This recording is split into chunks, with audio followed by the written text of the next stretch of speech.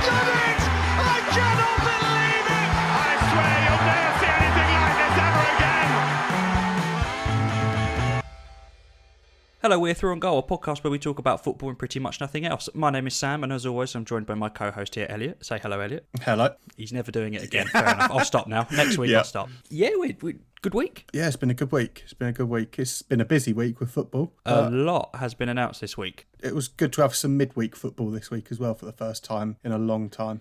As it, finish working, watch the football. A lot has been announced in terms of certain leagues, which I no doubt we've got a lot to say. And you can't see it, but we've got a lot of smiles on our faces right now when it comes to it. Obviously, all the leagues. And then we come to our feature at the end where we just talk a bit about our personal experience with football. You know, what we like, what we've seen, what we've done. Yeah. Just get to know us, I think. Sort of best moments of watching football. Pretty much just get to know who we are and, you know, why we love football. So, let's get into it. Right, so we're going to go back to Tuesday because obviously, you know, we couldn't talk about this on the day. Podcast released every Tuesday. However, Bayern beat Dortmund. Good game. It was a good game. Even though there was no fans, the intensity for at least the first half was definitely still there. You could tell it was a big match. Yeah, definitely. Dortmund needed it, obviously, a lot more than Bayern. Yeah. Bayern winning 1-0. Keeper, I think, probably should have done better. Yeah, I feel like he could have saved that. It looks like what he was trying to do was tip the ball over the bar, whereas I think he would have probably... he would have had a better chance of keeping it out if he'd have looked to maybe push it around the post or push it away. Yeah, that's what I was thinking, yeah. But Bayern won 1-0 and they did what they got to do, and it's looking like now the title's done. I think it's pretty much... I think that title's in Bayern's hands. Also, I'm not a big fan of a disc being the league title. I don't know about you. A shield. It's like a it's community a shield or whatever it is. Like it's a serving plate. What is that? Like you've got to have a trophy. You want a trophy, yeah. Exactly. I'm pretty sure the Dutch league have the same. They have a plate. Right, yeah. Why? You want a big trophy that You've got to have in your that. trophy cabinet. Yeah, absolutely. Yeah. I digress. Trophies are meant to go in the cabinet, not in the wardrobe with the cutlery. Yeah, that's it. Yeah, they've got trophy drawers, not trophy cabinets at Bayern. Yeah. To be fair, they've got enough that they probably have got a drawer just... What? Yeah, just for the couple of ones that they've done a while ago. The audacity to try the chip, though, I thought was brilliant. It was a very good move as well. It was a very good move. To it, yeah. But yeah, it was tiny chip, and you've got to have a bit of sort of intelligence about you to try that. It's not just smack it. It's just a cultured sort of chip. He sees the keeper off his line, and he scored. And exactly what you said, they got what they needed to do. What interesting about, because we still want to talk about the no home advantage. So if I ask, obviously there is still no home advantage. A couple of games this weekend, home games have won. Do you think that would have been a different game with fans? I think in a game as sort of tight and cagey as that was, yes. You think you've got 70, 80,000 mad fans behind you in a game that they need to be there. I think that might not be the difference between a loss and a win, but that might have been the difference between a loss and a draw. Yeah. Sancho obviously came on at half-time in that game. Yeah. Pretty much, he started the game today. I think he'll start in the rest of the season then. That's that sorted. Yeah, that is... I'm a big fan of Jadon Sancho, as you know, and we know that kind of performance today, you've got to believe the hype. Yes, absolutely. 100%. He's fantastic. It was 0-0 at half time. Yeah, at half time, I started cooking dinner, and then literally as soon as I finished, I came out at 6-1. I watched first half and thought, all right, Paderborn, they're half in this. First half, that's it. Yeah, I was watching it. They had a good few chances, couldn't it? Yeah. Stupid target. But yeah, no, at 0-0 at half time. I wouldn't have said Dortmund would then go on to then score 6. No, but there was some strange decision making in that game as well. Like with going into stoppage time, 5-1 down, and Paderborn decide, well, they got a corner. They decide to leave one defender back against Sancho, and I think it was Hakimi running with him. I might be wrong. But you're obviously going to get countered if they win the ball. Yeah. And you do. Sancho, I think if he wasn't on a hat-trick, he'd have probably squared it. But he's got his hat-trick. Yeah, and exactly right. Great performance. Yes, hype is definitely real with regards to Sancho. This season, 27 matches, 17 goals, 16 assists. That's incredible. Ridiculous stats. So what's that? 33 goal contributions in, do you say 27 games? Yeah. That's ridiculous. Footmob, not a sponsor. Have his market value. I'm determined. Not yet a sponsor. Anyway, have his market value down currently at 98 million. Yeah, that's you reckon in today's market? In this market. In coronavirus market or in general market? In general market. I mean, sort of the financial implications of what's happening with this aren't known yet. Yeah, but, of course. But in the market that we know, I think anything short of 100 mil is good. It's a steal. He's literally just turned 20. Yeah. I think you could get 8-9 years out of him easy. Yeah. With who though? That's a tough one because you see United getting linked with him pretty much on a daily basis. Yeah. But United don't have great records with wingers in recent years. You look at Alexis Sanchez, you look at Di Maria, you look at those kind of players. They're similar type of players that get goals and assists, and they come and they flop. Yeah. But then both wore the number 7. Don't know if that means anything. Yeah. They have a fascination with that number shirt at United. Yeah. But then who else can really afford him? Barcelona maybe? Well, I don't think he'll go back, but I can see him suiting Man City. I think they'd sell Mahrez. Get Mahrez out. Yeah, I think he'd suit a Pep Guardiola Man City. 100%, yeah. Yeah. But I don't know if he's ever said in interviews, "Oh yeah, Man City. I don't like them. They let me go." I don't know. Yeah, I know some players kind of hold that grudge against the players to let them go. But you look at Pogba. Pogba left, came back to United. But obviously, he hasn't exactly hit the heights as he did at Juventus. But he's done it. So are we going to rule out Sancho going back? Yeah. Then one interesting point is, I wonder what someone like Phil Foden thinks watching on, thinking, I'm getting 10 minutes a game here. Yeah. This lad's gone off to Germany and he's worth upwards of 100 mil. Well, now Pep Guardiola rates Foden so high, though. He really does. And as I said, end of the season, David Silva's... is he retiring or is he just leaving? I think he's just leaving. I think there's been talk of him maybe joining up with David Beckham's team in Miami. Yeah, into some Miami. Talk of that. Yeah. Yeah, so I can see a lot more Foden next season. Yeah, definitely. Whether Sancho stays at Dortmund next season, obviously I don't know. Who knows? It'd be an interesting transfer window, especially how everything is going on. Yeah, I don't even know how open the window is, when it's going to be. Yeah, they'll definitely have to change the sort of timings of the window. Yeah. I wonder if it'll maybe be through August and September rather than July and August, something like that. Because it wasn't that long ago that they said that, what was it? It was before the beginning of the season or something like that, they stopped it. But now they've all... I think it's gone back to what it used to be. Yeah, so it used to be... Well, I think it was the Premier League and the Championship it was like 11 o'clock on the Thursday before the first round of Premier League fixtures. Okay, yeah. So that they could be in the squad for the first round of the season. And I thought at the time that was bad because it puts the Premier League at a disadvantage to the rest of Europe who have it at the end of August. Yeah. So yeah, and now I think it's been agreed that it was going to be back at the end of August again. I mean, I love... Well, we love a transfer deadline day. Yeah. It's a bit of a tradition with me and you, isn't it? We always... Yeah. That summer one, winter one, we can give or take, but Sky Sports News all day. Yes. We're on it. We're our own reporters. I remember the summer deadline day after we'd got back into the Premier League for the first time again. And on that deadline day, it looked like we were going to sign Shane Long. And that got pulled at the last minute by Steve Clarke. Was it Steve Clarke who was West Brom manager at the time? Yeah, it was definitely, well, he was definitely West Brom manager. I can't remember if he was at the time. And I remember I was quite animated that never happened. But then you fast forward 6 months and he signed for us in the January window. And then he left the next summer. But yeah, we'll talk about that. Interesting note to put about, obviously, the Bundesliga this week. No wins in 11 for Schalke. I've watched them quite a few times over these last few weeks since its return. Yeah. And I don't know what's wrong with them. They just... Well, I can think of something that's wrong with them, and it's a former Huddersfield manager that's in charge of them. I don't know if David Wagner's won any games in the last 4 years.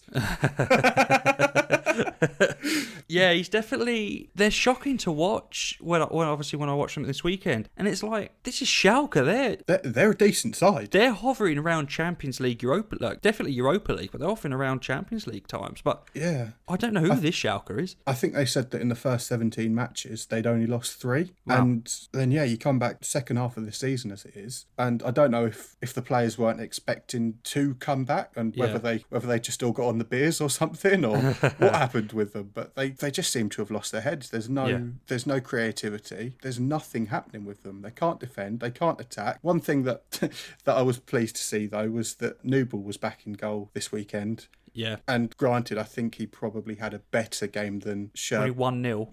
Sherbert? Sherbert. Yeah, let's go with Sherbert. Let's go with Sherbert. Then their other goalkeeper did. You're not far off, actually. Schubert. Okay. Schubert. I prefer Sherbert. Yeah. Yeah, I know what you mean. I think he had a better game, but with only being 1-0 when the previous games have been, they've lost 2-1, lost 3-0, lost 4-0, drew 1-0, lost 1-0, lost 3-0, lost 5-0. Oof. Yeah. Yeah. But then the goal that they conceded, okay, it was a mistake on the halfway line. They could have done better with that. But the finish, you can't Cracking take goal. anything Oh, away yeah, from cracking that. goal, 100%. Newball couldn't do anything with that. No, I don't think whatever keeper you put in, I wouldn't have been able to do anything with that. So, no, fair enough. I feel like ever since we started this podcast, we've always said, that's Wagner gone, innit? And we've always gone, oh, yeah, probably. The next podcast, he's still there. He's lost. We're like, he's got to go then. Oh, yeah. But Elliot, I ask you again, David Wagner, he's got to go, hasn't he? I think he has to in the next few weeks. They can't have many more games like they are. 'Cause I think they're about 10 points clear of relegation, which should be okay to keep them up. But you can't drop like that and expect to stay on. No, that's right. So with the top two sides of Dortmund and Bayern, one thing that I've noticed is how effective their sort of fullback/wing backs are. Yeah. So we see it in the Premier League with Alexander-Arnold and Robertson. They'll get you 10, 12 assists a season each. Now, in the 4 games since returning, Dortmund's wing backs, I think that they play them as, have scored 6 goals, assisted 1, and Bayern's have scored 4, assisted 1. So they're more scoring the goals than setting them up. Yeah. Like you've got Hakimi scoring, Guerrero scoring for Dortmund. Smeltzer came on tonight and got a goal and an assist. Then obviously Bayern, your favourite Canadian, Alphonso Davies, scored again. Yeah. And another player that I've been massively impressed with since watching over the last few games is Benjamin Pavard. He's been playing right back. He's scored a couple of goals since it's restarted, but he looks to have that sort of right back, right wing back spot nailed down. Yeah. He's scoring headers. He's his general play is brilliant, and what a player he is. But yeah, funny enough, as you were talking about that, I was looking at the formations that both the teams play. Now, Dortmund play 3 at the back with attacking fullbacks, but Bayern, they're just a plain 4 at the back. Nothing. They probably do push forward a bit, which is obviously fine, but there's not that 3 at the back with wing backs because Bayern still play with Gnabry, Coman, and stuff on the wings. Yeah. You don't necessarily have that kind of freedom to push up as much as Dortmund do. Yeah. You haven't got necessarily that cover in behind you. And you think Coman, you think Gnabry, they're not defensive wingers either. No. So, they must just have the 2 centre-backs holding for most of the game. Yeah, that's it. Yeah. Elliot, I'm going to put a question to you, and I want you to be truthfully honest with this question. Okay, yeah. Are you bored with German football?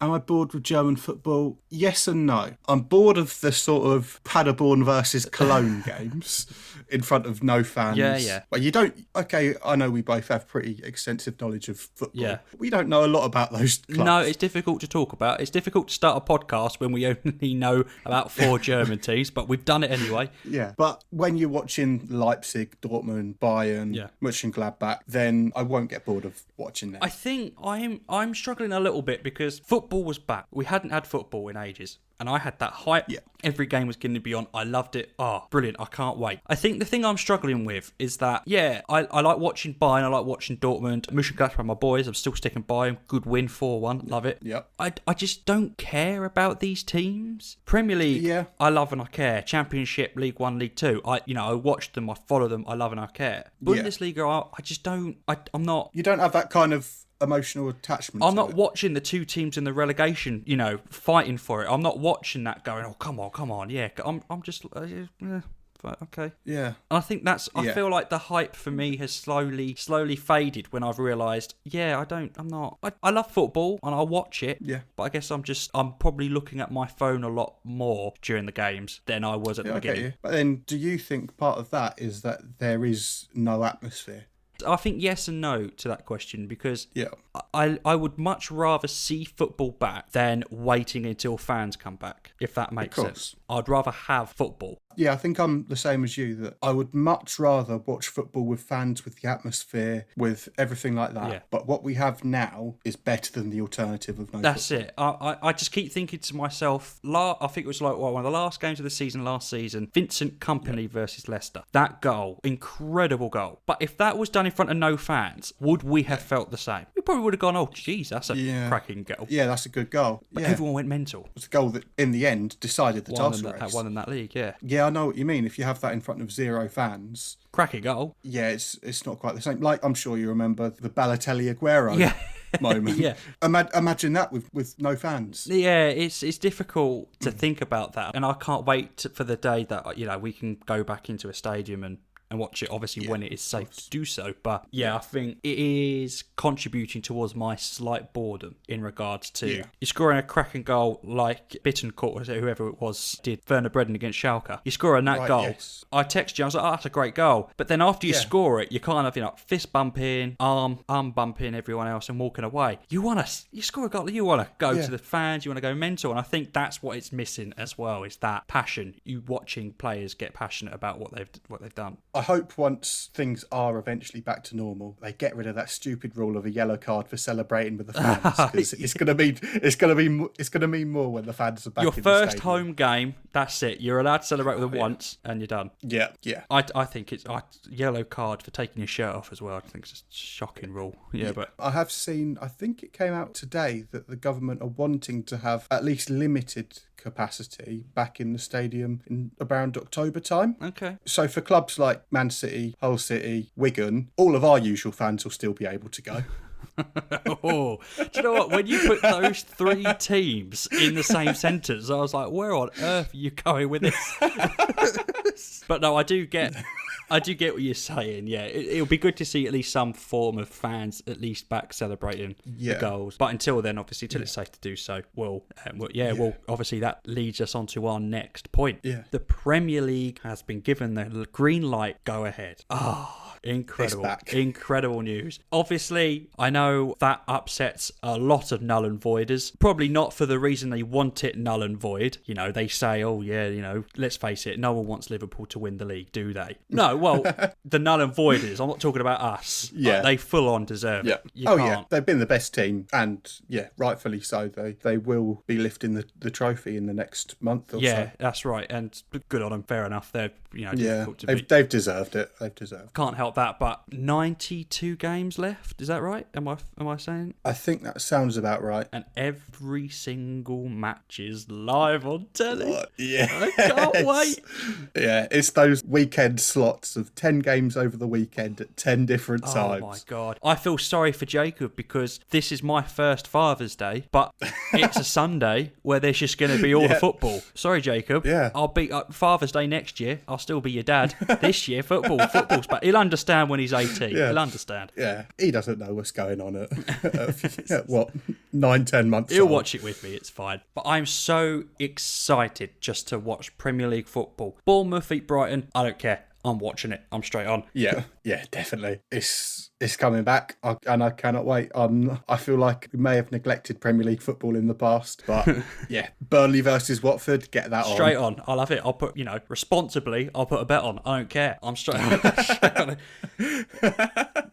But and also in line with that, it's the FA Cup I don't know if the dates have been confirmed as of recording. I think they've got preliminary dates at the moment. Right, I see. But I don't think each tie's been given a specific date. No. So that's good to see the FA Cup coming back. I think it's still an important trophy in English football. Yeah, I love the FA Cup. I love watching it. Yeah. I love it, that non-league team or that League Two team going the distance. Brilliant. Yeah, definitely. And they could have very easily just cancelled the FA Cup and said, that's it for the season, get rid of it. But no, I'm glad that they are going to be carrying on with it. And it's going to be odd seeing an FA Cup final with zero fans in August. Nothing in Wembley. There's going to be no one in Wembley. Yeah, but at least it's getting played. Yeah, exactly. The end of the day, football's back. I think good thing with, I know in a Tottenham sense, everyone is fully fit. There's no injuries. Like Harry Kane's back, everyone is back. And I feel like that's probably the same for most cases. Players have had their physio, they've had their time off, they're back to training, and that's it. Contact training is now back on. Everyone's going for it. Good thing to note as well is that they did the round of testing and no positive cases. 0 positive cases. Yeah, that's a good thing. The only thing I'd maybe say on that is that I presume that won't include someone like, I think Aaron Ramsdale was the only one who was named as having a positive case in the previous round. Yeah. And I presume he'd have been in isolation, so wouldn't have been on that most recent test. New cases, I think no. But 0 new cases for the first time. It's a massive positive. Yeah, exactly right. I can't wait. I don't know. I'm just too excited. Yeah. I'm just too excited to see it come back. It starts with Man City Arsenal. That's a decent game to start with, isn't it? On the Wednesday. Is that right? And starting with the two games in hand. Yeah. So Man City versus Arsenal and Sheffield United versus Aston Villa. Big games in regards to the so top. obviously Man City Arsenal's always a good game. And then if Sheffield United go and win that first game back, they're back above United. They're back into that race for European places. Champions League, for crying out loud. Champions League at Bramall Lane. Yeah, I can't.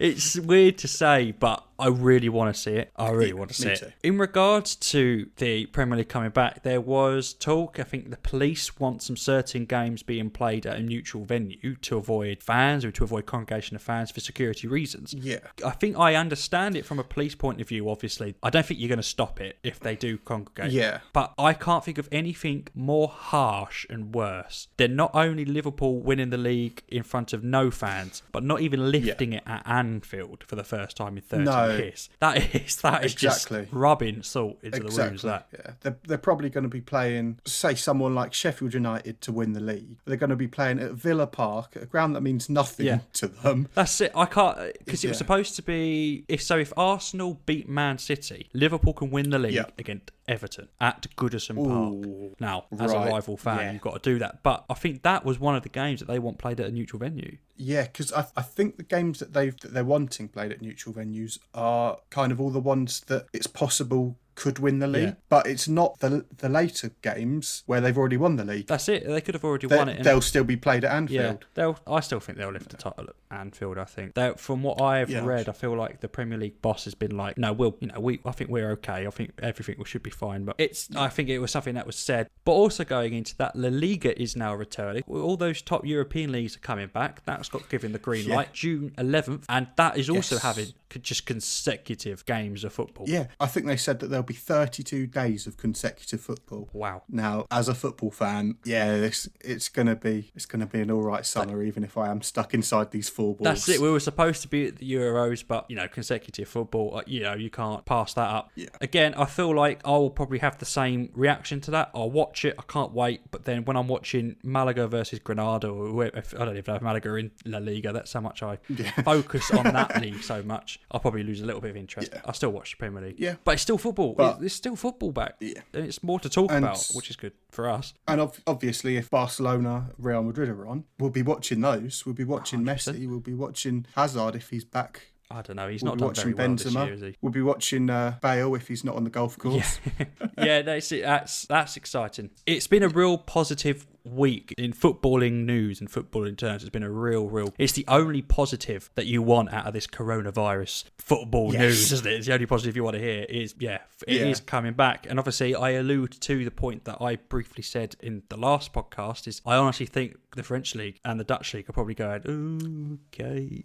Yeah, I think the French league was on government advice that they can't be any professional football or professional sport played until August. Right, there you go. So the French league, that was out of their hands, but then it still may prove to be a wrong decision. Yeah, no, that's a fair point. When we talk about leagues coming back, Premier League, yes. Liga, yes. Serie A, yes. The EFL are a bit of a mess at the moment. They're massively undecided on anything. I don't know if Hull City are going to play another game this season. I don't know where anyone stands on it. Yeah, it's according to the most recent announcement that they released, Championship seemed to be all for it. League 2 are no, and League 1 are like, well, if they want to play it, I'll play it. If they don't want to play it, I don't want to play it. It's just, it's very, Championship and League 2 are pretty much decided what they want to do. I just can't see how in the EFL you can play one league but not play the other league. Exactly. It's all under the same sort of governing body. Yeah, because if the Championship plays, that's teams relegated to League 1. Yeah. But then if League 1 say, I don't want to play, then they've got too many teams, and then obviously League 2, no one gets promoted or relegated, then what happens with the conference? It's such a domino effect. It's a real odd one with League 1, because obviously in League 1 there's a handful of clubs that are genuinely big clubs. You look at the likes of Ipswich, you look at Sunderland, Portsmouth, but then there are a lot of clubs that, in truth, that most of their history's been in non-league. Yeah, lower league, long league, yeah.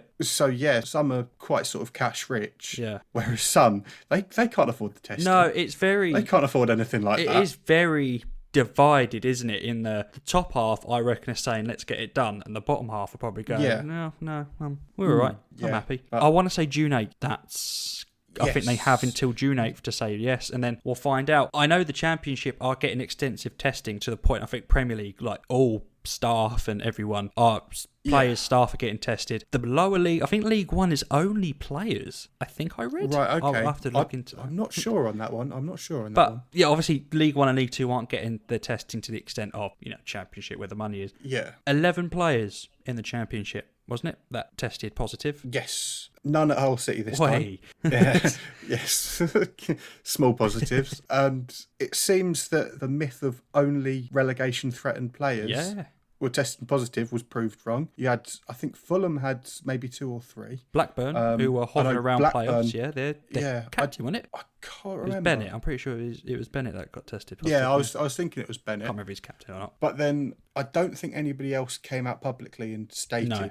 But yeah, Fulham and Blackburn are up there or thereabouts, and they're testing positive. Yeah. So it's clearly not a conspiracy that teams are faking it to stay up. Exactly. That was an odd conspiracy that came out. You wouldn't just make that up, but hey, how you get that. So be interesting to see. Hopefully next Sunday we will talk and we will say, right, this is coming back or this isn't coming back, or I don't know, there's still... Either way, I feel like something will be said, obviously, by the time we record next week. Fingers crossed that it comes back in a safe manner, because speaking from, a Gillingham League One point of view, Scully's rich, let's be honest. He's quite a wealthy man. He is quite a wealthy man, but he did go on Sky Sports and said that, the club could probably run for another 2 or 3 months without football, but then the money's gone. And hearing that for like the team that you love and you support, it's worrying. Your heart sinks a little bit, because you're like, I want a team to support next season, and I want it to be. I want it to come back. I want everything to be safe and ready to do so. I just want, Gillingham to come back, and I want them to play some football. Yeah. And obviously, there are teams in League Two, even lower, that will be having the same financial implications. Would Championship, League One, League Two, do you reckon they'll be televised? Probably not to the extent of every single Premier League game, but I reckon they'll be good for you. I think that they wouldn't be televised, but they'd maybe be free to stream or something like that. On iFollow, I think teams do that, don't they? iFollow, yeah. But we'll see. We'll see next week. Fingers crossed we have something to talk about then. Right, very quick disclaimer after the segment that you've just listened to us talk about. We came off, we finished recording, and then we closed our laptops down. We were done uploading everything, ready to edit. Elliot then sends me a quick WhatsApp with the words FFS and Hull City statement. And I'm like, well, okay, what are you talking about? Championship's just announced they're coming back. After we've just spent ages talking about if it's going to come back, the Championship has just announced today, and I'm reading off the official statement, that the EFL has this weekend agreed for a provisional restart date of the weekend of the 20th of June for just the Sky Bet Championship. That's something important to note. Yeah. So obviously League One and League Two are still undecided. Yeah. Thoughts, Elliot? Quick, hot off the press. First thought is kind of one of dread as a Hull City fan. Because, we all know our form sort of leading up to it all closing down. And, my first thought is, my gut feeling is I think we'll probably end up going down. Yeah. I don't think we've got the strength in the squad. Yeah, it's the right thing to do as a league. Get it back on the pitch, whatever. But provided that they will start the fixture list at the point that it stopped, we now go into the weekend, or we will go into that first round of fixtures back, playing Charlton, one place below us. If they win that, we drop into the bottom 3. Yeah, that's it. I'm sure what would probably be painful for you is not only is there the chance that Hull would go down, but it could also mean Leeds are now going up. Yeah, I mean, they'd have to outdo themselves at messing it up like they have in previous years. Yeah. But I'm not a Leeds fan. I don't like Leeds. But they would be right to get promoted. They've been good this season. They've been one of the best 2 teams in this division, so rightfully so would go up along with West Brom. That is the nicest I have ever seen you talk about Leeds. We are starting off, we're trying to get everyone on board, and but I know as soon as we come off, you're going to be like, I can't believe you made me say that. No, it's pained me to say that, but if they go up, it's because they deserve it. No. And if they don't, God, it'll be good. There he is. Yeah. So obviously important thing to discuss as well very, very quickly is that they're planning to conclude the Championship playoff final on or around the 30th of July. So end of July is look at when they're going to plan it. So that's 7 weeks from start to finish. That's a lot of football. That must simply just be Saturday, Tuesday, every week until it's done. Yeah, And I suppose with the playoffs, they don't have the logistics problem of getting the tickets out to fans who aren't going to be there. Yeah, very, very true. So it's another empty game at Wembley, isn't it? And I can just see part of this statement. It was, they've agreed to consider changing the use of 5 subs instead of 3 and increasing the matchday squad from 18 to 20. Obviously, that depends on how many players are in contract. Yeah, I don't know that City have 20 players. So, from a whole championship standpoint, football's coming back. You're going to see Hull play again this season. Fingers crossed they stay up. Still waiting to hear on Gillingham, and hopefully, again, next podcast, we will still talk about that potentially. And just a future disclaimer, there will be parts throughout the rest of this podcast where we might mention if the games come back, if championship come back. We're not recording over all those. Just disregard that. Just come back to this part of the segment and be like, oh yeah, they did warn us.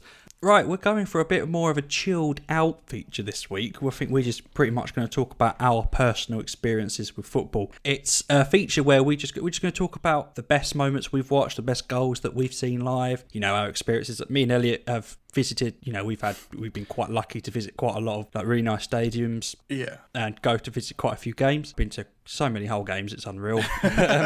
Still haven't been to Hull though. No, I've never been to KC, but yeah, I think we're just going to talk about pretty much just us and football. Our experience with football, gets to know us a bit better, see what we like. Elliot, I've got here, what's the best goal you've ever seen live? See, I couldn't narrow it down. I've got 4. Yeah, okay. So the first one of the 4 that I've got, which I'm sure you've probably got noted down as well, is a young Jake Hesenthaler versus Coventry at the Priestfield on a Tuesday night in 2014. A mental game that was. Yeah, it was basically the goal itself. It's 90th minute. Gillingham are 3-2 up. Yep. They're Coventry obviously pushing, trying to get that equalising goal. Long ball gets put in. Keeper comes well out of his box to try and head it away. Yeah. Falls to Jake Hesenthaler. He has a little touch, and then I think he's kind of off balance. Hits it with his right. He's running towards the stand. He's not running towards the goal. That's what. He hits it with, I think it was pretty much the outside of his right foot. Half volley. He falls as he hits it. What is it, 40, 45 yards? Just just past the halfway half. line, yeah. And it goes in off the bottom of the bar, bounces up, sort of Tony Yeboah-esque. What makes that goal sweeter is off the bar. The bar. You show me any goal in the world, fine. You show me any goal in off the bar, it beats everything. Exactly. When you hear it as well, where you can just hear the crossbar. It's so sweet. But my story behind that one was I just started as steward at Gillingham. It was one of my first couple of games. Yeah. And for the first 4 games, you do a game on each stand, so you kind of know the stadium, you know what it's about and everything. So I was behind the Gillingham keeper's goal. Yeah. So I saw it from behind, and what a hit. Yeah. What a hit. Unbelievable. Just... No, leave it there, mate. So yeah, don't worry about the rest. I can't. No. If you've got any that top that, fair enough. So I'm not sure that they do quite top it, but then there's one that was scored against Hull City. Again, a night game. It was Gylfi Sigurdsson against us for Tottenham in the League Cup. I think it was League Cup quarter-final. It was played in by Carl Norton into Sigurdsson. He had a ridiculous first touch, which turned Curtis Davis, which at that point in time, he was probably playing the best football of his career. Yeah, I do remember that, yeah. There was some calls of him to be in an England squad at that stage. And he turns him. He's 25 yards out and he just puts his laces through it right into the top corner. I think it's still rising as it's going in. Yes. Yeah, I do. I remember watching that game. Stupid goal, yeah. Then I've got a goal which, although it means a lot, is still a fantastic goal, is... as you'll know from the theme tune of this podcast. Yeah, the very first thing that we hear when you turn on the podcast. It's Big Mo Diarmi at Wembley against Sheffield Wednesday. I did have a feeling you'd put this one on, Yeah, Snodgrass just lays it off. One of the easiest assists he'll ever get. And Diarmi's all of maybe 30 yards out. Yeah. Just powers it into the top corner and sends us to the Premier League. We were there, weren't we? Yeah, right at the top of Wembley. We were right behind that, where the proper bird's eye view of that. And I've got one final one, another game that we were both at. We were at separate ends of the stadium for this one. It was not 25th. Yeah. No, we were separate ends of the stadium. No, but like not as in supporting different teams. I think I know what one you're going to go for. Yes, I was behind one goal. Sam was behind the other goal. which was James Rodriguez for Real Madrid against Malaga 2015. Yeah. It was a real nice sort of tiki-taka move. We all remember the Jack Wilshere goal versus Norwich. It was kind of similar sort of move. 1-2s with Arbeloa, then a 1-2 into Isco, another 1-2 into Cristiano Ronaldo. It's all one touch. Yeah. And then 22, 23 yards out on like the edge of the D, he just puts his laces through it. Yeah. The keeper gets fingertips to it, but there is no stopping that. No. I do remember that being the opposite end of the stadium. That was my first ever time abroad. I think that was the first ever time I went abroad. Yes. For anything. And then you were like, yeah, let's go watch the Real Madrid game. Obviously, so excited, but then, by the way, the tickets, you're over here and I'm over there. So you're above the ultras. I think you were above the... I was right in with the ultras, yeah. Right at the top. And then I know for a fact I sat in the wrong seat. I looked at my ticket and I thought, this is it. I don't speak Spanish. I literally know nothing. And I'm walking in and I'm sat down and I'm sat next to a very classic looking old Spanish mafia type man. And I'm like, all right, okay. Someone who's seen a lot. He knows what he's doing and he sat and and I'm sat down. And then as I'm sat down, this guy starts walking over. He's, probably about the same height as me. He got glasses, black hair. He comes walking over and he stood like right in front of me and he's like, I'm assuming he's saying this is my seat. This is my seat. I don't know what he's saying. Yeah. But he's looking and he's looking up and he's looking back at his ticket and he's like, this is my seat. And I'm like, oh. And I'm looking around to see what stand I'm in. And literally the guy next to me, he stands up like really like quite authoritative, looks at his ticket, he goes, no, and points over there. He goes, you over there again. I'm paraphrasing. I don't know what he said.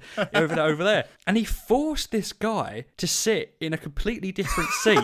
When I'm actually sat in his seat. Because I looked he probably back. goes every week. Yeah, exactly. I probably sat in his season ticket and I got this guy next to me. And then, I don't know, he was looking up, because, I'm speaking to you, obviously very English. Everyone's kind of looking at me, he's English and stuff like that. I look back and I'm like, this is 543. My ticket says 544. Oh, God. I felt so bad for him because he's like, you go over there. And I'm sat next to him just like, thanks, thank you. Gracias. Yeah. Gracias. Yeah. And one thing that took me by surprise as well I don't know, I think it was just the Bernabeu. Sunflower seeds are quite popular, aren't they?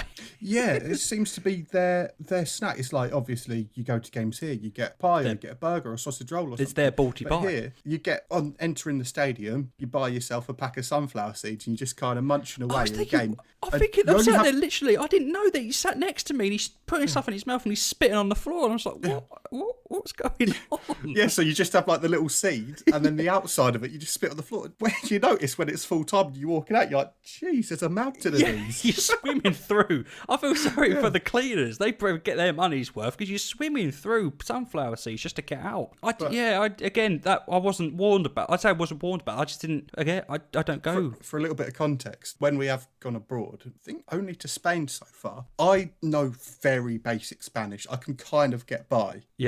Sam was abroad for the first time on his own at the other end of this enormous stadium, just having to fend for himself. I got an ungraded in GCSE French. I didn't take Spanish. I didn't take French seriously. I'm fully aware of how Brexit I sound at the moment, but that's not me, I promise. But, I'm British and I'm proud. I didn't speak anything. You told me very, very basic. Got to the point when we were ordering food, I tried so hard to be like, to order it in the Spanish, and I could just see the pain in the cashier's eyes that are like, English? I'm like, yeah, what do you want? I think they do appreciate you trying, though. Yeah, I had to, but there was a queue behind me of people that could speak fluent Spanish. There's me like, to chicken wrap. Best kebab we've ever had, though. Yes, coming out of that down game. in Madrid. Yeah, yes. That's not part of our list. Best kebab after a game. No, but we should have added that, though. We should have had that, but that would have been number one. But so after all that, what's your? It's my go, isn't it? Best goal or goals you've ever seen. So I echo what you said about Jake Cassantano. You knew that was always on my list. That was. Yeah. It was just an incredible goal. My second goal, actually, I've only got two. My second goal comes from, again, another one of my stewarding at Gillingham days context from 2013 to from 2012 to 2014 before I left for uni. I was steward at Gillingham. I always had a season ticket at Gillingham since I was very, very young with my granddaddy it took me to games, so many games. Used to sit in the Medway stand, block C, like row I, around about there. And I remember the job coming up because I got into, obviously we were in sixth form, and I thought, I'll just use a bit of extra money. Yeah. The stewarding job came up at Gillingham, and applications, go on, let's do it. I want to do it. And I get to do it. I didn't realise how much football I would get to watch. I just wanted to be there. I wanted to be seeing Gillingham. Kind of, get a feel of the atmosphere. That's it. As you said, we did the 4 stands. I was in, Medway, Gordon Road, the Raynham End, and the Brian Moore stand. The temporary stand that's been there for 15 years. Yeah, that 15-year temporary stand that was put in. That was bought from a golf course. I also remember my first day on that away end. Everyone called me Ed Sheeran. Like, everyone was singing at me, Ed Sheeran. But I eventually got put onto my own kind of stand. Like, I was with, I can't remember his name, and I feel really bad for not remembering his Larry? name. No, he was really old. He'd been there for so long. Right. And I feel so bad for not remembering his name because it was so nice to me. But I got put onto the family stand, and that stand, you could watch everything. You watched the whole game. Like, you weren't inside, you were stood right outside watching the whole game. You don't get any trouble with the family stand, do you? No, it's very rare that you have to do anything with the family stand. And I saw Jake Hessenthaler's goal side on coming in. Right. But the other goal that I saw was, again, it was Cody McDonald versus Walsall. Right. It was like December, Christmas time. He literally flicked up on the edge of the box and bicycle kicked it. Edge of the box, straight in. What a goal. I remember watching that thinking, oh my gosh, that's an absolutely incredible goal. And that is probably, those two there, I think. Obviously, see what you saw about James, and obviously I was there for the Diana goal. All great goals. I think, personally, those two, I've struggled to see a goal that's topped those. Yeah. So the next thing we've got noted down is best game. So what is your best game or best games? I've only gone one game. Now, I've been to a lot of games where, I've maybe not so much the game was good, but I'm just like, oh my God, I can't believe we're here watching it. Or, this is, mainly for the stadium. But game-wise, FA Cup, Tottenham versus Wycombe Wanderers. Oh, yes. We were there for that. I remember we were there for that. I was living in Wycombe. Managed to get tickets for that. I just could not believe what game we were watching. Wycombe were 2-0 up at half time. And that away end was absolutely jumping. It was mental. It was bouncing, yeah. It seriously was. And obviously it came back to 2-2, which was fine. Yeah. And then in the 83rd minute, now we bashed Weston, I believe, on the last podcast or podcast before. Yes, we bashed Curtis Weston. Miles Weston. Well, he took it past. I can't remember who he skimmed past someone. I have a feeling it was Danny Rose. It was Danny Rose or Eric Dyer. I know they're two completely different guys. Okay. Like, one's a centre mid and the other one's a left back. But I'm pretty sure it was Dyer. I want to say Dyer. Either that or Dyer went off injured because he should have been there. Rose went off injured with about 10 minutes to play, so it might not have been him. Right, Weston skinned past a player, crossed it in, Gary Thompson, header, 3-2, 83rd minute. And we're thinking, oh my God. Again, absolute limbs in this away end that we're watching. And obviously, I know Wycombe are probably thinking, oh my God, we're about to beat Tottenham. This is a Pochettino Tottenham, at White Hart Lane. This was the last season at White Hart Lane, wasn't it? No, season before the last season, because there was still that stand in the right-hand side. Right, okay. Tottenham then bring it back 89th minute. I think it was Dele Alli scored, make it 3-3. I remember you saying to me, well, at least I can come up for the second leg then. At least we go watch Wycombe v Tottenham at Wycombe on Tuesday. We made plans for the replay. Yeah, so we're looking up when the date could be. And literally, 95th or 6th minute, Hyun-Min Son scored. Now, I've never been in an away end or in any stadium that the high went so low so quickly. And I felt happy for Tottenham, but God, I felt for Wycombe. I think it's because I was in there. I was in that atmosphere where it was just, God, everyone was so low. And it was at the end of the game as well where they started chanting, should have been on the telly, should have been. And like the whole stadium clapped that. They were like, you should have. But for me, I've not been to a game that's just been more mental than that. I remember after that, they've lost. There must have been around 3,500 Wycombe fans. And for probably a good 10, 15, 20 minutes after full time, they were still there cheering on their club. I think Gareth Ainsworth and a few of his players had gone in, come out, gone in, and come back out again. Yeah, he's a cracking man, Gareth Ainsworth. He really is. Yeah. And obviously living in Wycombe for that amount of time, a little bit of love for the team because they were my local team for a point. Oh, Gillingham was still there. Gillingham was still that number one. Wycombe were always in League Two, never really challenging. Yeah, so we managed to get tickets. We got quite lucky there because they sold out quite quick. And for me, that's my best game. What about you? Right, yeah. So I completely forgot about that one, to be honest. Well, these games better top that then. Yeah, I have got 2 games. One of which we already have touched on. It was that Gillingham versus Coventry game. Oh yeah, 4-2. What a match! Like the game literally. It was like there was 3 penalties, 2 red cards. There was everything.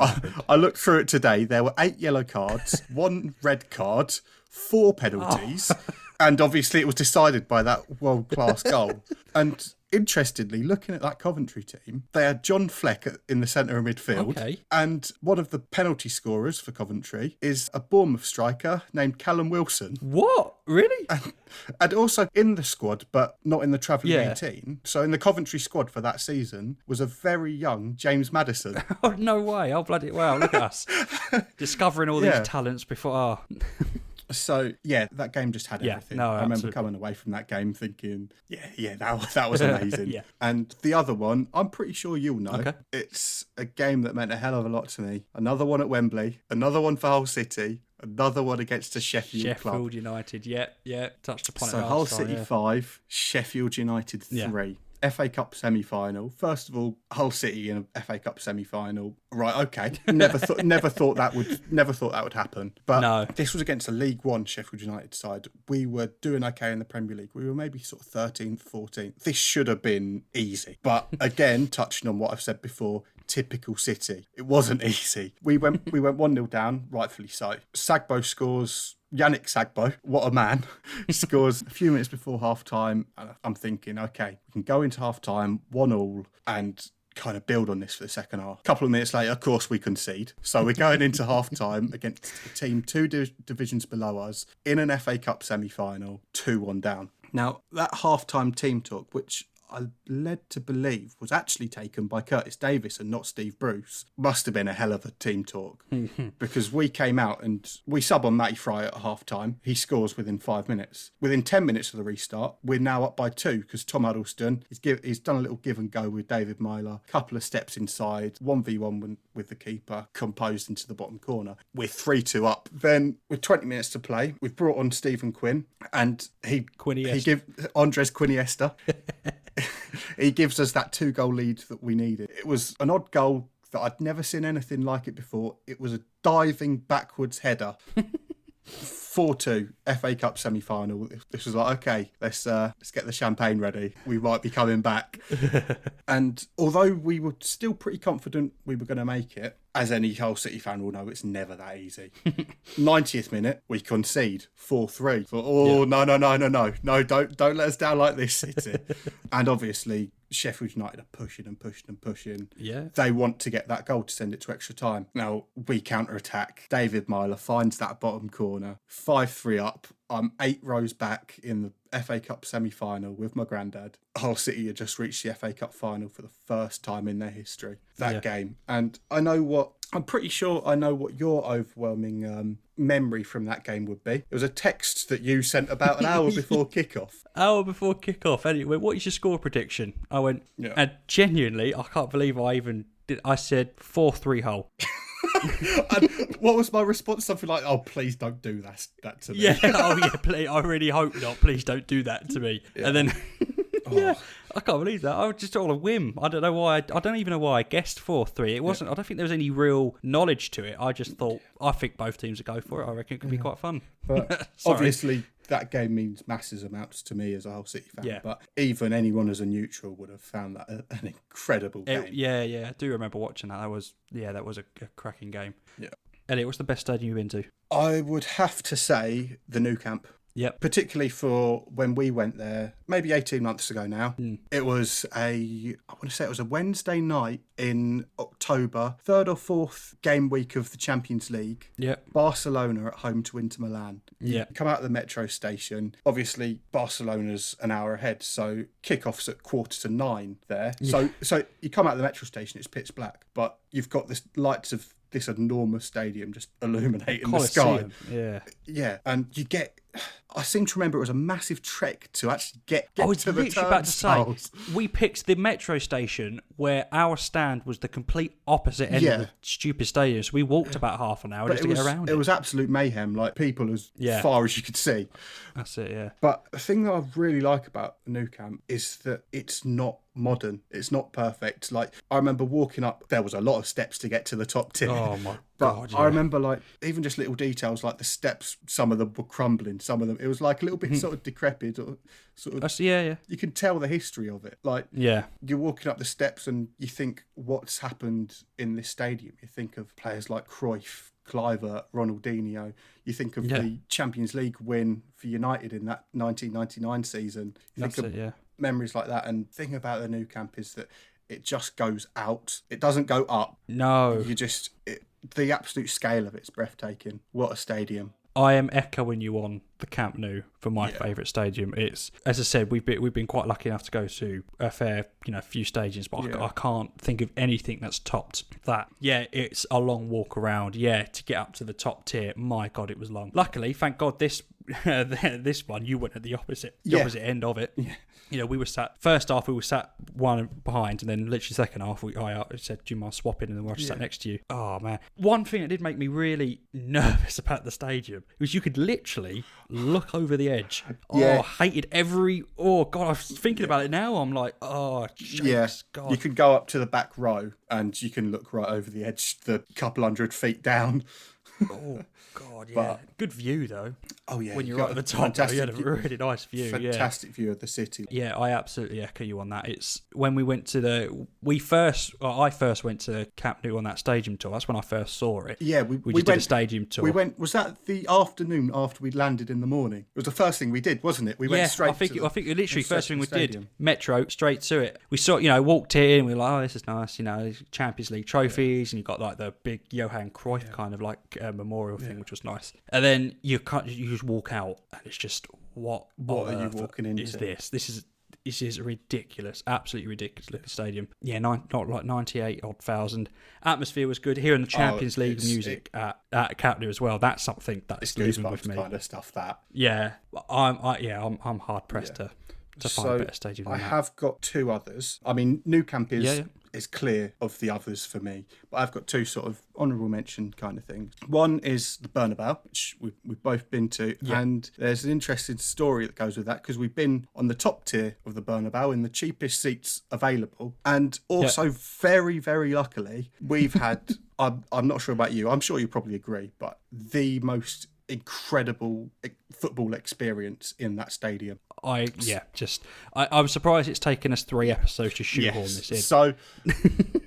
So where do I start? It was New Year's Day 2018. I'd planned to go to Gillingham away at Charlton, but I was feeling really ill. I don't know what I had. It was some kind of flu or cold or whatever. I was just feeling really awful, so I couldn't go to the game. And then so I'm watching the 3 o'clock games. I'm watching Jeff on Sky Sports News because Hull City's sponsor is Sport Pesa. I followed them on Twitter and it came up, win a VIP experience to the Madrid derby. It was just click on this link to Instagram and post a comment with a hashtag. I thought, may as well enter. I've got it's half time. I'm on my phone. Yeah, why not? Let's just enter it. Full-time whistles went around the country, 5 o'clock. And because I was feeling ill, went up to bed. I just needed to kind of sweat it out, sleep through it. I wake up a couple of hours later, 7:30, to my phone had just gone mental. I had emails, I had Twitter notifications, I had Instagram notifications, and it turned out I had won that experience. First of all, I asked my dad, do you want to go to this? But he was already planning to be away at that point. So there's a no from him, and I went to Sam and said, what are you doing in April? And I'm sure you probably thought it was fake. I did so much research on that Instagram page.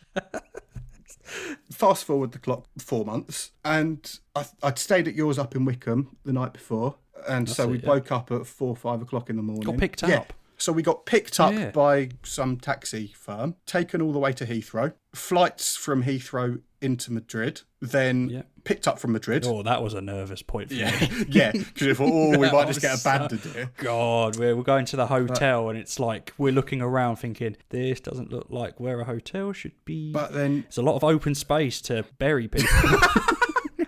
Getting taken into the desert. Of open space. There really was. So yeah, we then got dropped off at a 5-star hotel where we had separate rooms. We had breakfast included. We had everything. And yeah, we got to the hotel and they said, "Oh, Mr. Clifford, we've been given this to give you on when you arrive." It was a box with a couple of goodie bags with stadium tour ticket, a string bag, and a scarf, and a brand new Real Madrid shirt. And I thought, okay, this is good. This is good. And we were given the instruction to meet at, I think it was gate 25 or gate 23. Yeah. On match day, sort of an hour before kickoff. So we thought we'd get there early on Derby Day in Madrid against Atletico Madrid. Yeah. The whole city just kind of went into meltdown for it. It was just busy, sort of the hustle and bustle of capital city Derby Day. Yeah. So we get to the stadium maybe an hour and 30 minutes before kickoff. We're walking around to the gate. Trying to find I think it was gate 25. And we're walking around, it's like, oh, that's gate 23. That's gate 27. So it must be in the middle. There's one little door with the sign above it. It's tiny. Yeah, saying gate 25, area VIP. I was like, oh, okay. We've got VIP seats at Derby Day in Madrid. Well, because when you said the Instagram post, it said VIP, we were expecting the hotel and stuff, but just tickets to the game. They didn't say. I remember the post literally just saying tickets to Madrid, the Madrid derby. Yeah. So then we get led up to where our seats are, and it is in La Liga's official box at the Bernabeu. And we're watching the Madrid derby there. We're getting brought food and drink all over. It was as much drink as you want, as much food as you want throughout the entire game. I wanted to get up and get myself a drink. I was like, oh no, let me get up. And then someone's like, no, they'll do it. I'm like, okay. What do you mean they'll do it? They came round and were like, a drink, sir. I'm like, okay. No, to be fair, it wasn't the greatest game we've ever watched, but no, it was, what an experience. It's football experience wise, it's the peak. It's still surreal to talk about and think about today. Yeah, I still don't think it's real. Do you know what I mean? I still can't believe that happened. I've said multiple times before that I feel like I didn't enjoy it as much as I could have, because the whole time I thought, this is not real. Something's gonna go wrong here. Driving to the hotel, I'm thinking, oh God. And then we get to the hotel, and we're like, okay. And then you get in this mysterious package that we weren't expecting, and here we go. Yeah. And then open it up, and there's this goodie bag. We're thinking, no, something is just, I still can't believe it. You missed Griezmann's goal. Yeah, so I missed Griezmann's goal, and this is going to make me sound like a proper armchair fan or a proper sort of prawn sandwich brigade fan. So I missed the equalising goal because I was getting handed tuna lasagna.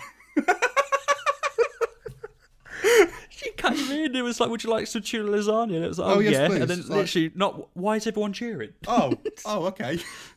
But Greaves was scored. No, honestly, that is the most incredible experience ever had. I'm with you there, yeah. Yeah, and all of that was paid for. It was, we're spending money. Yeah, I think the only thing... I set aside spending money for a Real Madrid shirt. And you get given one on arrival. I was like, right, okay, what now? Yeah, no, absolutely incredible.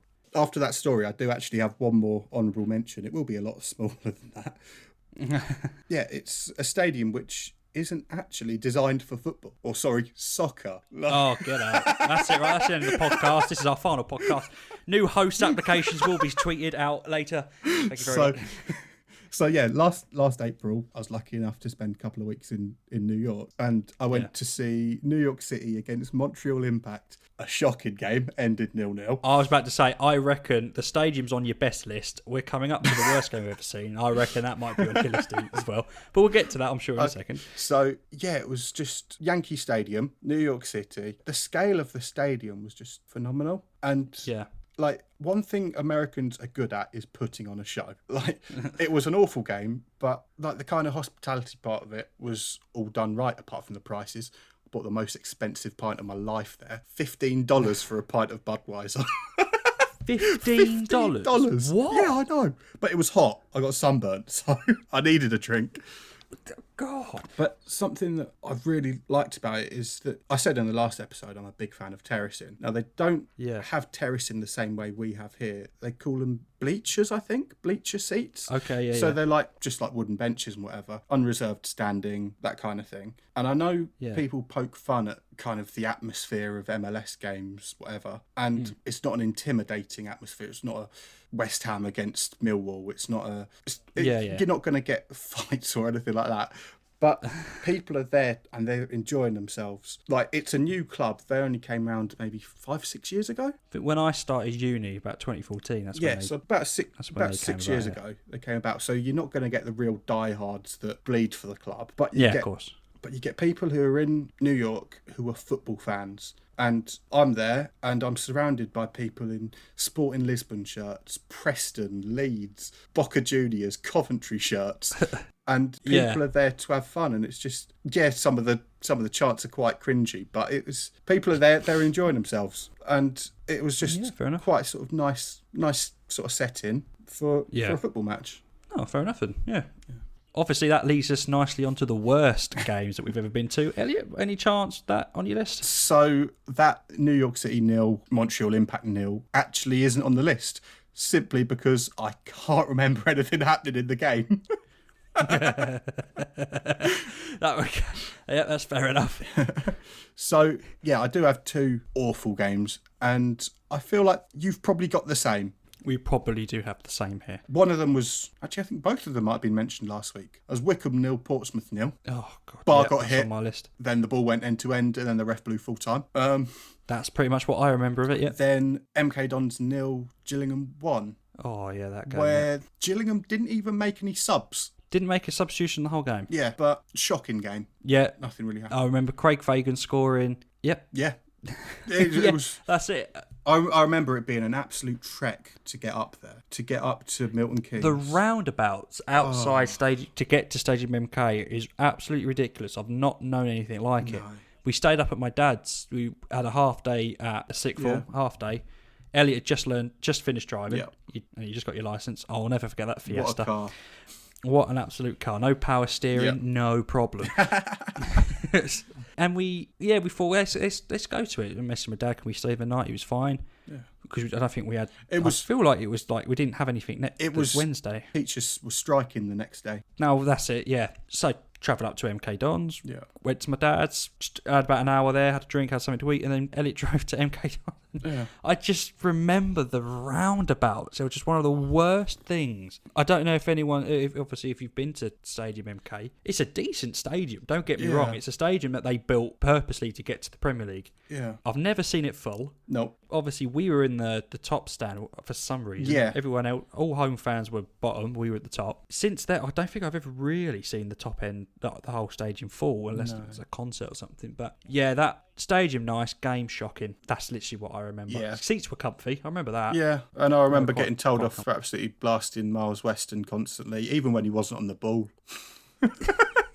Yeah, he didn't have the best game. No. I remember him being so quick, but that was it. Yeah. Yes.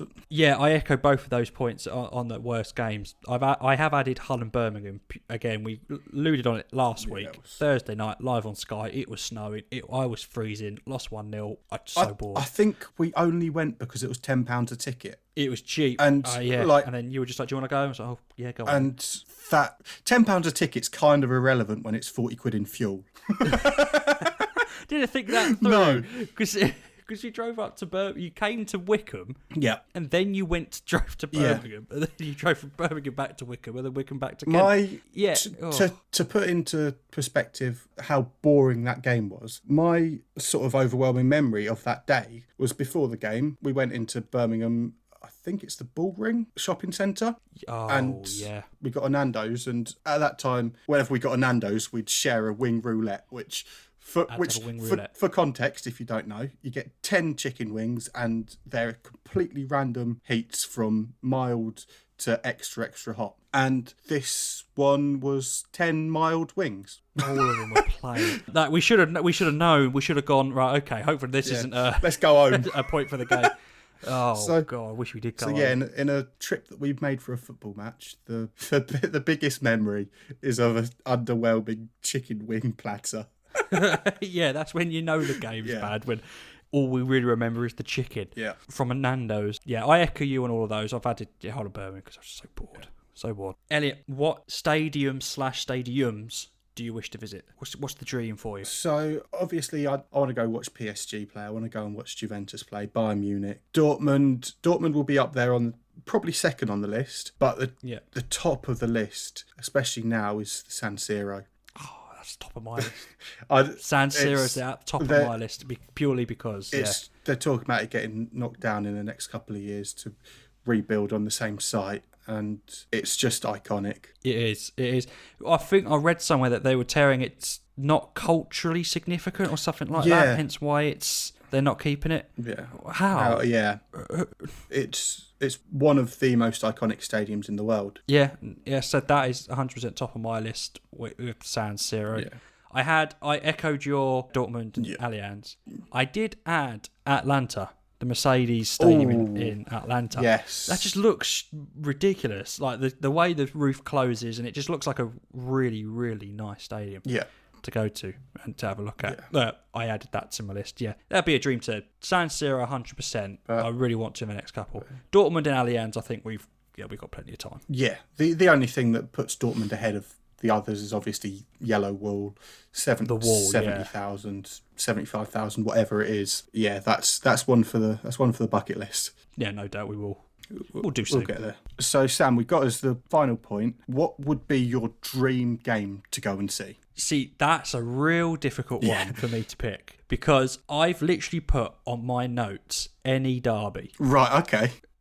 Because I feel like if I say the El Clasico, Bayern Dortmund, I want to see those games. Any kind of localish derby. Right. Or an El Clasico type game where the two top teams. I think El Clasico would have to be top of the list. Yeah.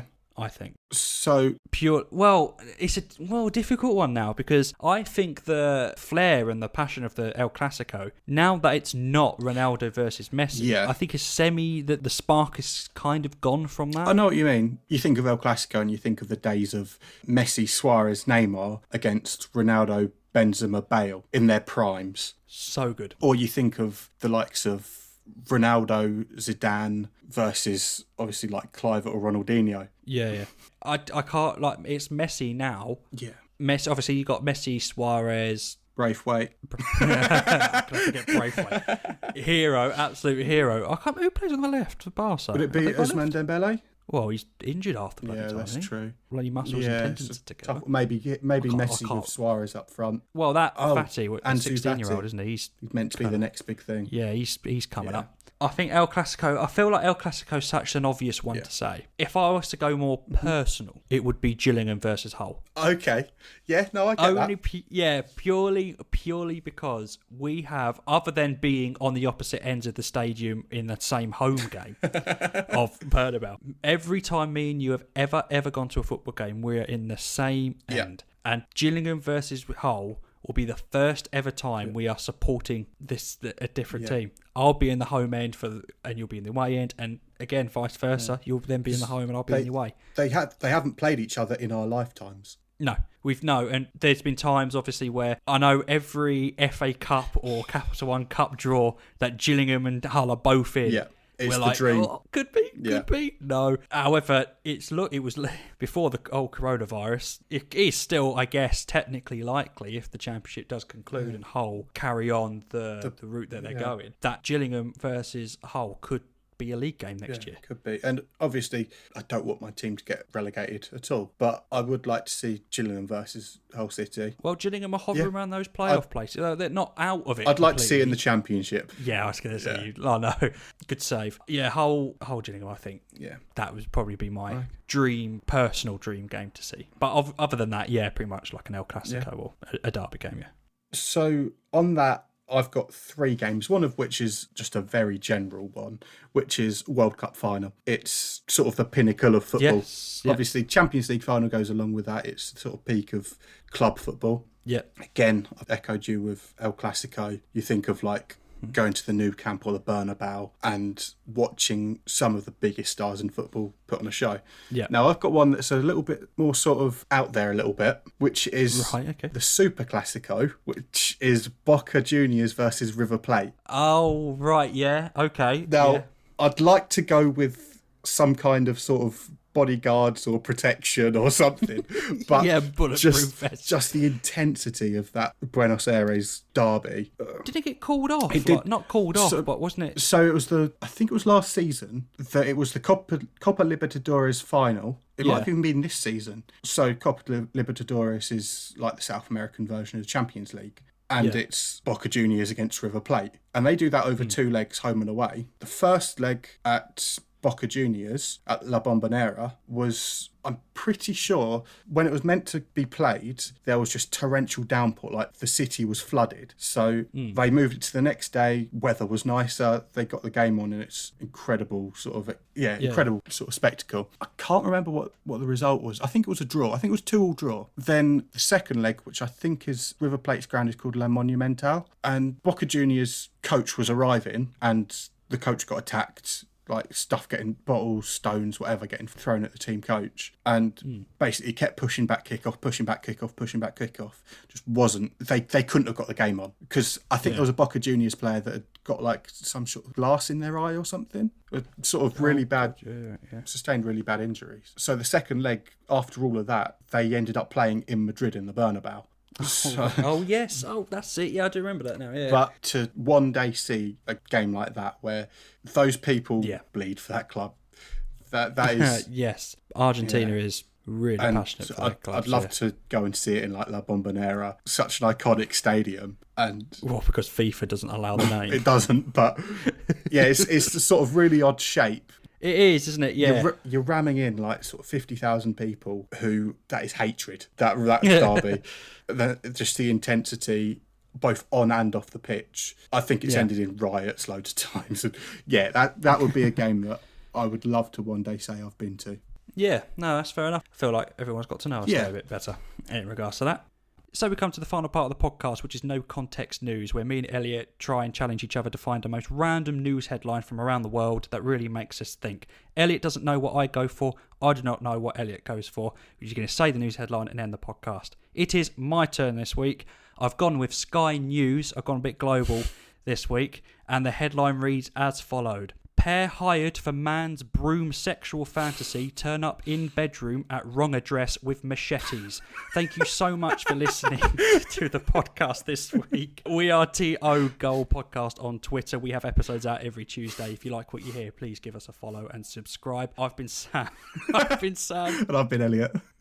We thank you very much for listening. We'll see you next week. Cheers. Bye-bye.